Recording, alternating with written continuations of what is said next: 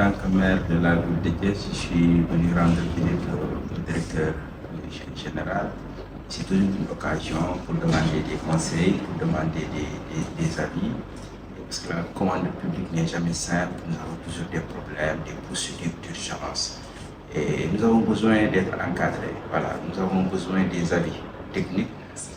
Nous avons besoin de partager aussi donc, nos préoccupations avec la COP et de bénéficier aussi de leur expérience. Nous avons aussi des partages d'expérience.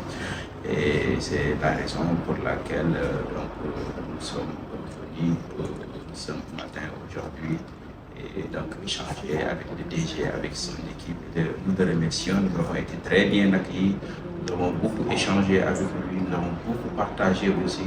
Et je pense que nous sortons ici aussi renforcés. Lorsqu'un problème est bien cerné déjà, vous savez ce qui est possible, ce qui n'est pas possible, déjà c'est très important à partir de ce moment.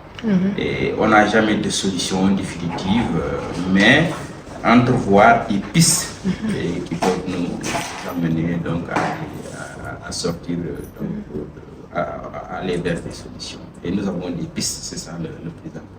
Permettez-moi d'abord de remercier M. le maire de ma ville, Thiès, qui a eu l'intelligence de passer nous voir pour partager avec nous des contraintes liées à la réalisation de projets assez importants pour la ville de Thiès. Il s'agit ici en espèce de la réhabilitation du réseau routier de Thiès, qui est aujourd'hui particulièrement dégradé du fait des eaux pluviales. Donc la question est de savoir comment, en toute urgence, engager une procédure qui permet de soulager les Thiessois par rapport à ces routes, qui ne facilite plus la circulation dans le monde. Donc, comme il l'a rappelé, c'était des échanges assez francs d'abord, parce qu'une solution n'est jamais adaptée sur le problème pour lequel elle est développée, il n'est pas bien cerné.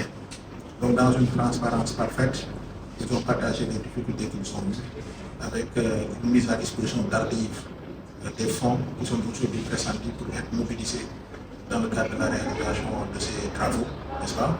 Ensuite, maintenant, il s'ajoute que l'état des routes est à un niveau de dégradation qui aujourd'hui expose les Thiessois à des accidents qui sont devenus presque fréquents.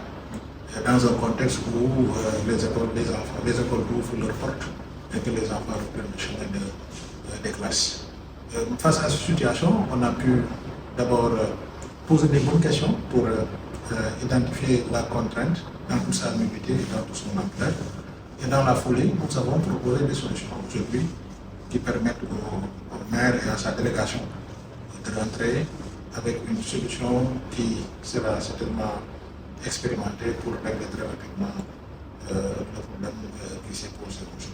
Il faudra encore une fois féliciter le maire parce que vous savez, on est dans le cadre de la décentralisation avec une entité, une collectivité territoriale totalement autonome, d'accord? Mais on reste également dans la sphère de l'État. Même si on est autonome, c'est toujours l'État. À partir de ce moment, toutes les énergies positives qui sont mobilisables à travers les différents démembrements de l'État doivent être utilisées et captées pour les mettre au service de la réalisation des projets publics. Et c'est ça qu'il a compris. Et pour ça, nous le remercions. Donc aujourd'hui, nous on le dit très souvent et on ne le dira jamais assez, l'ARCOP est un organe de conseil et d'appui de l'administration. La représentation qu'on a eue de l'ARCOP pendant un certain moment, aujourd'hui est en train de tomber. L'ARCOP n'est pas là pour faire de la censure, l'ARCOP n'est pas là pour jouer aux petits gendarmes, l'ARCOP est là pour apporter des solutions, y compris pour les collectivités territoriales. Parce que le maire fait partie des rares responsables de collectivités territoriales qui sont venus nous voir. On a l'habitude de voir les managers, on a reçu presque tous les directeurs généraux. Les maires, peut-être que lui,